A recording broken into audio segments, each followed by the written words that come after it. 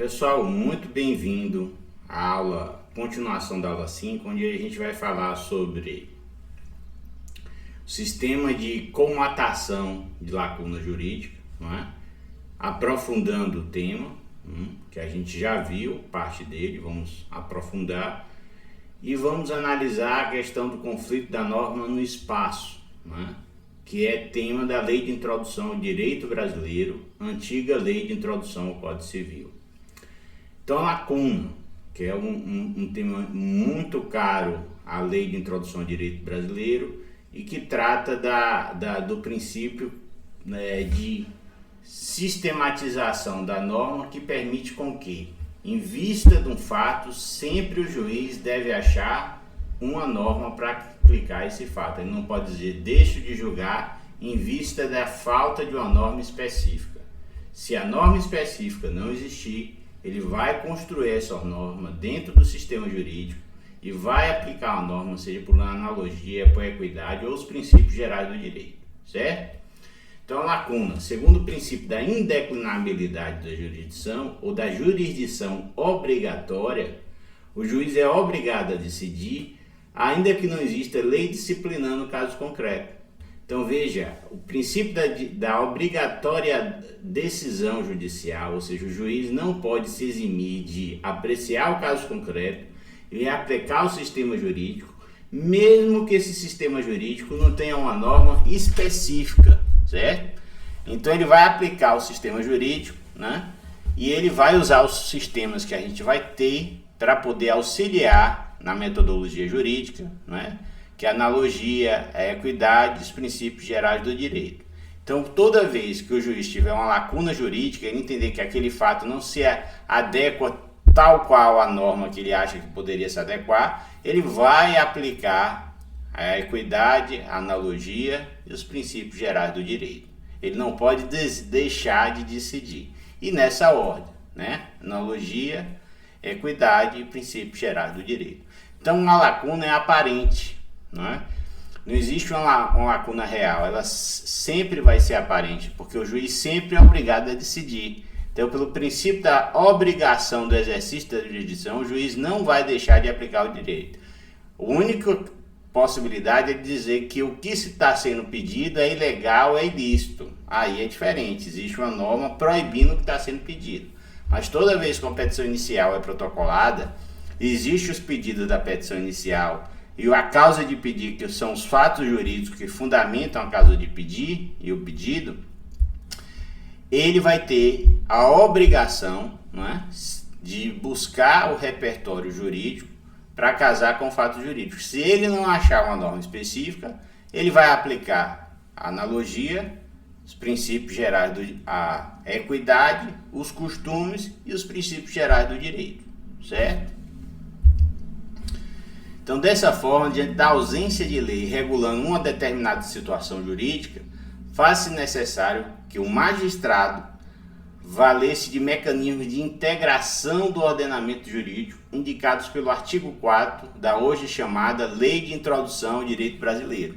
Então, ele vai usar essa sistemática, essa metodologia jurídica, essa instrumentalidade normativa de cunho genérico e imperativo, porque as normas que estão inseridas na Lei de Introdução ao Direito Brasileiro, elas não são normas de exaltação, elas não são normas valorativas, elas não são normas principiológicas, apesar de vincular princípios, elas são normas que falam sobre a aplicação do direito, são normas sobre normas, não é?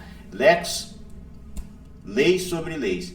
Então, o poder vinculativo da Lei de Introdução ao Direito Brasileiro, que passou por uma reforma e passou a ter uma força deontológica fundamental e fenomenal, ela vai fazer com que o intérprete do direito, através da Lei de Introdução ao Direito, tenha autorização normativa e força, principiológica para buscar, em vista de uma lacuna, adaptar o fato à norma e adaptar a norma ao fato. E ele vai aplicar o direito, ele vai sentenciar, ele vai fundamentar e dizer por que ele aplicou aquela norma de forma analógica, usando a equidade, os costumes ou os princípios gerais do direito. Ficou claro?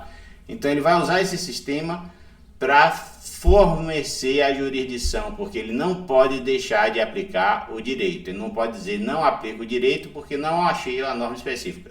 Ele vai aplicar uma norma, ainda que construída por analogia, costumes, equidades e finalmente princípios gerais do direito, e vai decidir a situação nos termos do artigo 4 da Lei de Introdução ao Direito Brasileiro, certo?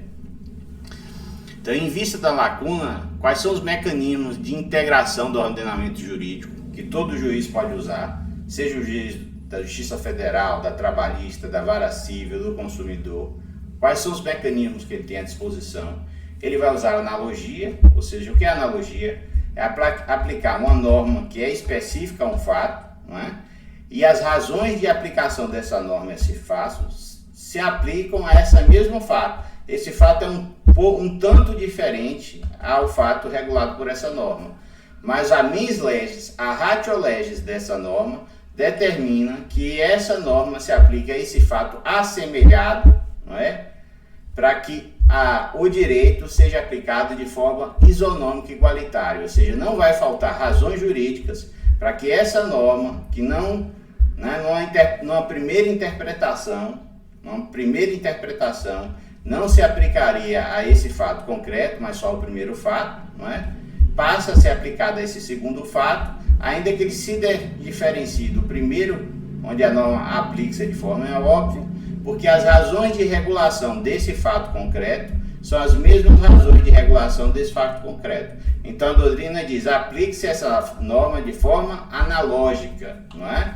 As razões que determinam a aplicação desse fato, determinam a aplicação dessa norma ao segundo, ao terceiro, ao quarto fato, ainda que eles não sejam exatamente iguais ao fato que a norma, não é, regula de uma forma da primeira interpretação mais fácil de ser percebida. Então a aplicação analógica é a aplicação da norma a fatos assemelhados, eles não são iguais, eles são assemelhados. Para o primeiro fato, nenhuma discussão, a norma se aplica. Para o segundo, terceiro ou quarto fato, existe uma distinção factual, fato espécie, em vista da norma, mas não impede a aplicação da norma, porque a ratio legis assim exige, né, que ela seja aplicada. Então o juiz pode usar o quê? A analogia para colmatar essa lacuna jurídica, certo? Se analogicamente ele não conseguir aplicar a norma, ele pode aplicar os costumes, não é?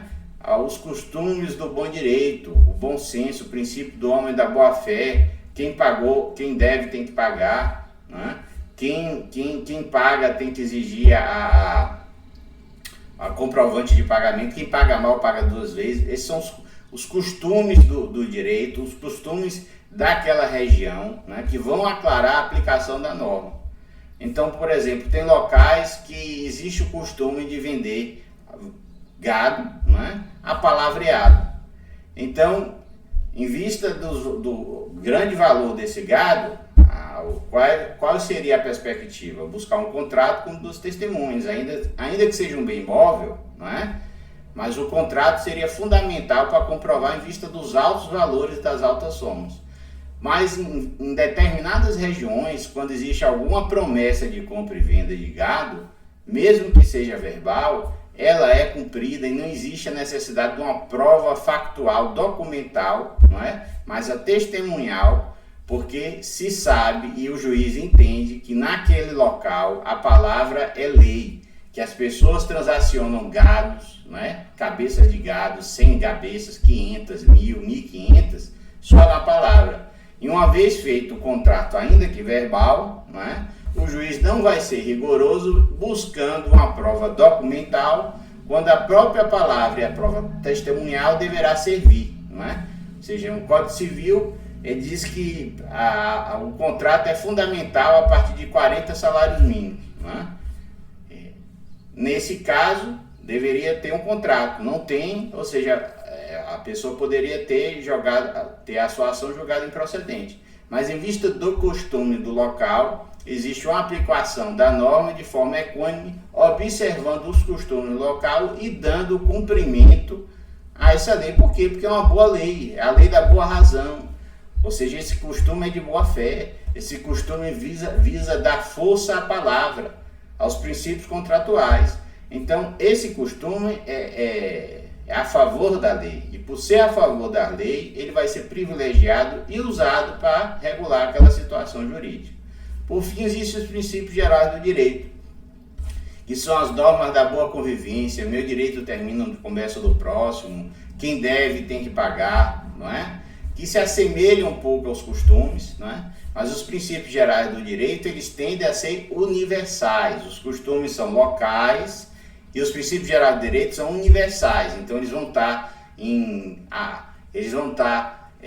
espelhados em cartas de direitos humanos, no impacto do São José da Costa Rica, em cartas internacionais onde direitos são reconhecidos. E esses princípios gerais do direito, eles são normatizados e passam a ter um caráter vinculativo aos estados, certo? Então os princípios gerais do direito são todas as normas do bom direito, geralmente direito nacional e internacional, que permite que esses valores eles sejam internacionalizados, unificados. Os princípios gerais do direito bebe muito dos seus princípios no direito natural. O que é o direito natural? O direito que determina que determinados direitos nascem com o homem e são inalienáveis, independente da forma do Estado. O direito à intimidade, à privacidade, à livre iniciativa, à autodeterminação, à preservação da incolumidade física, moral e mental são direitos próprios do homem e do devido processo legal. Então todos esses direitos, não é, que vieram sendo conquistados no conflito social e reafirmados pelas cartas magnas, eles vão ser internacionalizados, porque a característica do princípio geral dos direitos é a aceitação internacional. Então eles vão estar normatizados em tratados internacionais, em cartas de direitos, né, um pacto de São José da Costa Rica, ampliando, reconhecendo, buscando dar maior efetividade a esses princípios, não é? Normatizando eles e dando um caráter, buscando o quê? Que ele tenha maior efetividade sobre a dinâmica de operacionalização daqueles sistemas jurídicos. Então, os princípios, quanto os costumes são locais, os princípios gerais de direito, eles tendem a ser internacionais, universais. São os direitos humanos, são os direitos universais, são os direitos, a Carta dos Direitos Humanos, não é? Por exemplo, ela está cheia de princípios gerais do direito. São as garantias individuais e coletivas, não é? Que são reconhecidas internacionalmente. Os princípios gerais do direito, ele tem uma tendência a extravasar a vinculação nacional, porque ele vem de uma história jurídica lá das cartas das ordenações filipinas, afoncinas, da lei das 12 tábuas. É um precipitado de valores e do direito que foram reconhecidos como fundamentais para a sociedade, que foram sendo aperfeiçoados e garantidos através da Carta de Direitos Humanos, dos tratados internacionais, certo? Enquanto o costume é mais local, os princípios gerais tendem a ser mais universais e mais voltados ao direito natural, ok? Então, lacuna deve ser observada a ordem da sequência apresentada, né? Se tiver uma lacuna jurídica, primeiro a analogia, depois os costumes e, por fim, os princípios gerais do direito, certo? E a equidade, que é tratada ali junto com a analogia, junto com os princípios gerais do direito, junto com os costumes e junto com os princípios gerais do direito, certo? Então deve ser observada a ordem da sequência apresentada, ou seja, primeiro o magistrado deve fazer uso da analogia, posteriormente, se a analogia não resolver, ele vai usar os costumes e, por último, os princípios gerais do direito, né? Por que isso? Porque a analogia, ela está aplicando a norma, né? Os costumes são atividades reiterativas, formas comportamentais reiterativas na sociedade, que é reconhecido a obrigação, ainda que não exista uma norma.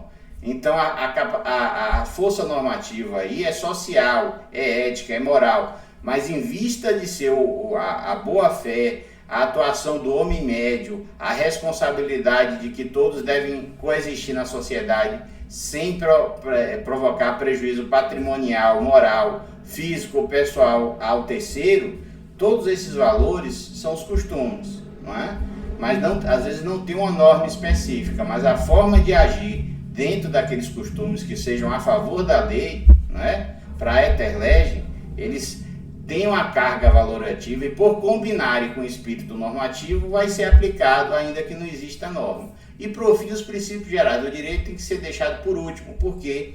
Porque os princípios gerais do direito têm uma carga abstrata maior, não é? Então, os princípios gerais do direito, por ele ter uma carga normativa menor, a analogia é maior, porque ainda você está aplicando a norma, ainda que de forma analógica. Os costumes um pouco maior, porque ainda que os costumes não sejam norma, eles se espelham em alguns valores normatizados. E, por fim, os princípios gerais do direito são princípios que muitas vezes não estão normatizados, não é? Mas a tendência é a normatização dos princípios, em vista das cartas constitucionais, mas por eles serem abstratos e genéricos, não é? E dá uma margem muito grande para o intérprete, os princípios gerais é deixado para o final. Então, primeiro, analogia, segundo, costume e, por fim, os princípios gerais do direito. Então, o juiz, quando vai aplicar, colmatar uma lacuna para resolver um caso concreto, ele deve ter essa gradação de uso dessa metodologia de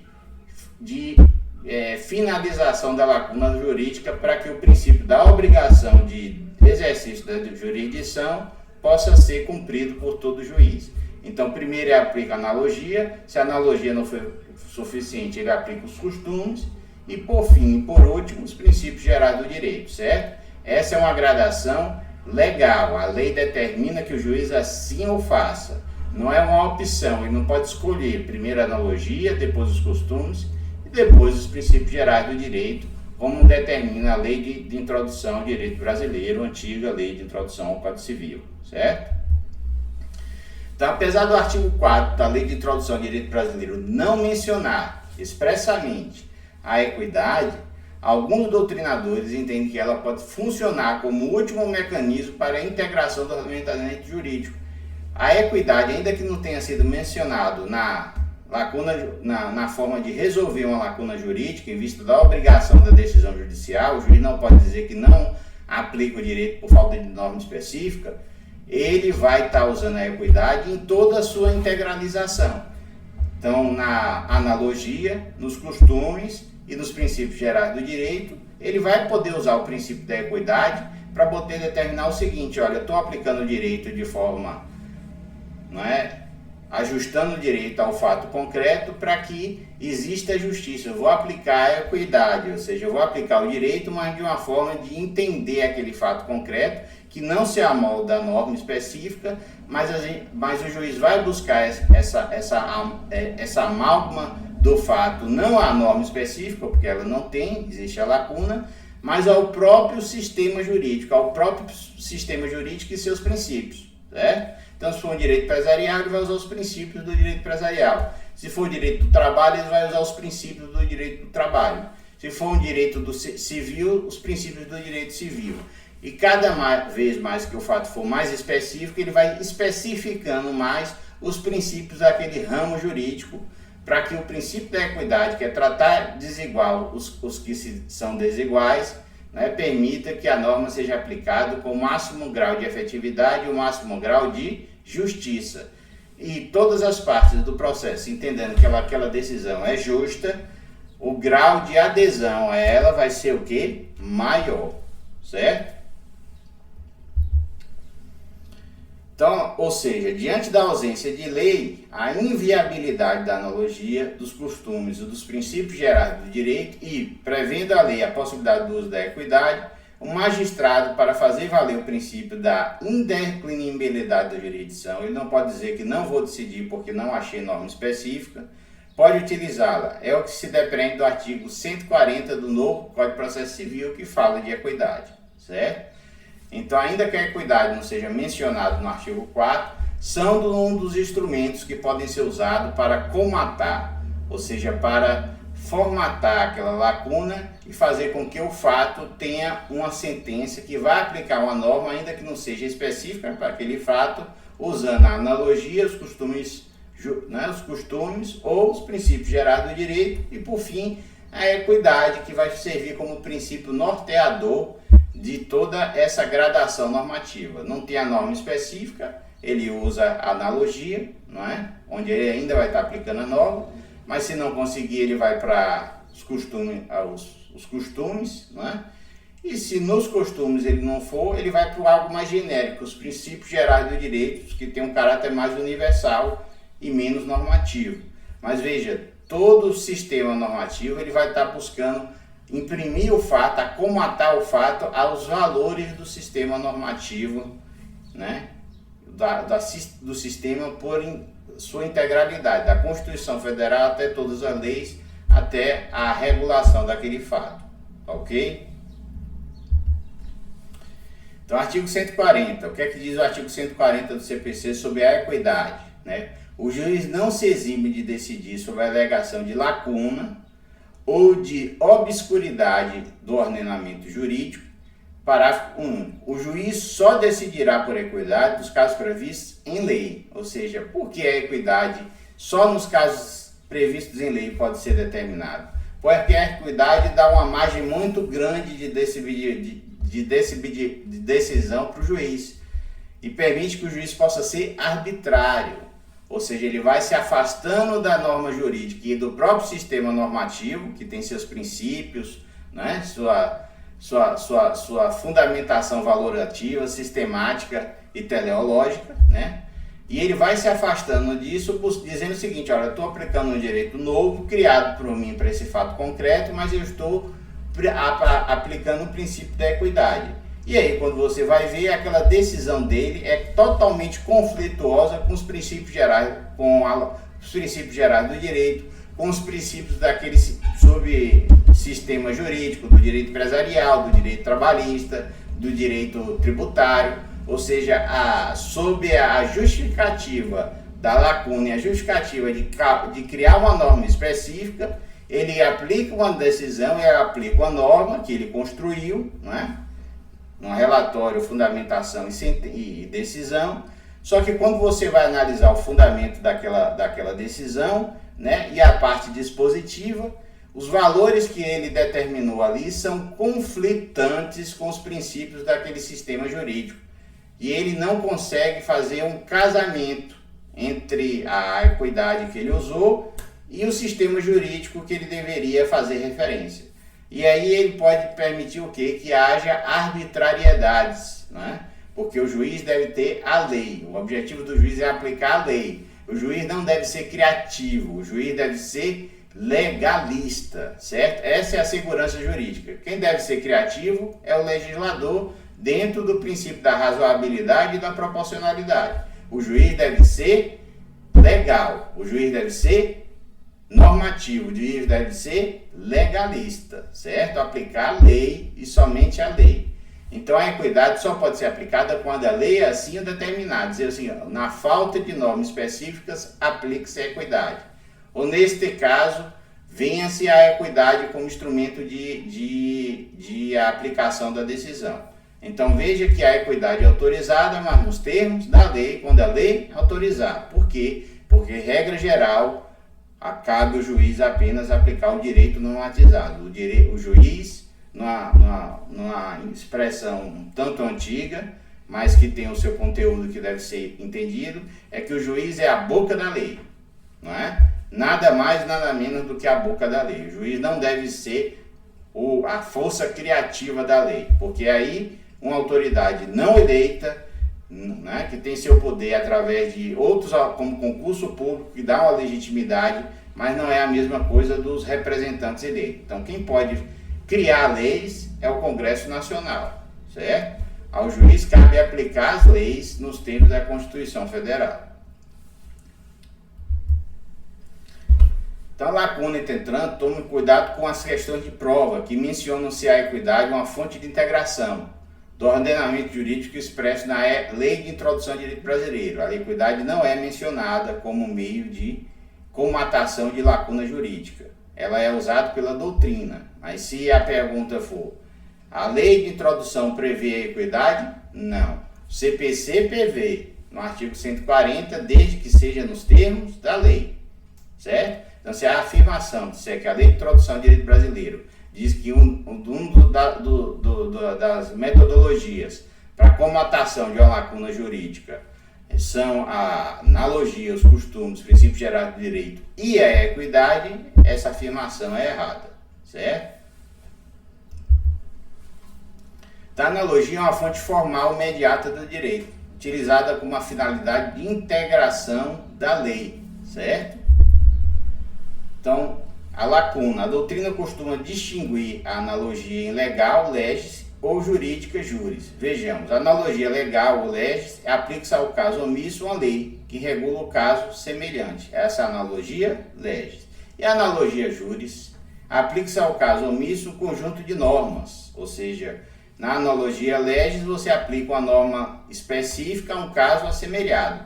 Na analogia juris não existe uma norma específica para um caso assemelhado. Então você vai criar uma norma jurídica dentro do aparato normativo, vai fundamentar com os valores e com a sistemática legal e teleológica e vai aplicar ao caso omisso um conjunto de normas para extrair elementos que possibilite a aplicação ao caso concreto. Ou seja, na analogia legis existe uma norma específica aplicada a um caso assemelhado. Na analogia jurídica ou juris não existe uma norma específica e o juiz vai se socorrer de várias normas com enunciados com valores assemelhados para aplicar e regular esse caso concreto. Então, existem dois tipos de analogia. Analogia legis, quando você encontra uma norma e aplica de forma analógica ao caso assemelhado, e analogia juris, quando na ausência de uma norma específica, o juiz se socorre de várias normas para aplicar a um caso concreto, certo? Então, lacuna. A aplicação dos dispositivos legais relativos aos casos análogos, ante a ausência de norma que regule o caso concretamente, é apresentado à apreciação jurisdicional, a que se denomina anomia, falta de norma. Então, em vista da lacuna, que é lacuna jurídica, falta de uma norma específica para um caso concreto, socorre-se de uma norma, e aplica-se a ela a um caso assemelhado, ou seja, o caso que ela já regula é tão assemelhado ao segundo caso, que as razões de aplicação dessa norma se aplicam às razões de aplicação a esse segundo fato, e por analogia, essa norma que é aplicada no fato B, no fato A, é aplicada no fato B, no fato C e no fato E. Para quê? Lembra do princípio que todos são iguais perante a lei, as mesmas razões, ao mesmo fato, ao mesmo direito, certo? Isso é um princípio do direito, as mesmas razões, o mesmo fato, o mesmo direito, princípio da isonomia. Então, se não existe uma norma específica, aplica-se uma norma de forma analógica, a casos análogos, certo? A norma não casa com o primeiro fato, mas não casa com os demais fatos. Mas esses demais fatos são muito assemelhados ao fato A. Então, o fato A, B, C, D, E, a norma do fato A vai ser aplicada de forma analógica para permitir que o juiz decida, aplicando em vista disso o princípio da isonomia, ou seja, fatos assemelhados merece tratamento igualitário da mesma norma, do mesmo direito, certo? E com isso a gente termina a primeira parte da aula, e até a próxima aula.